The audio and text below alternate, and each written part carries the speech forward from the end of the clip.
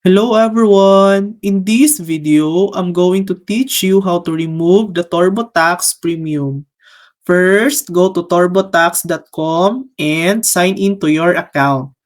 Or create one if you don't have an account yet. Once you're on your TurboTax dashboard, look at the menu on the left side.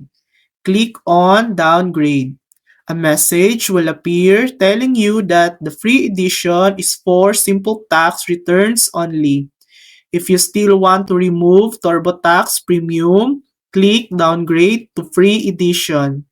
You'll now be switched to the free edition and the premium features will be removed. And that's it. That's how to remove the TurboTax Premium and switch to the free edition. Thanks for watching! If this video helped you, please like and subscribe for more helpful tutorials.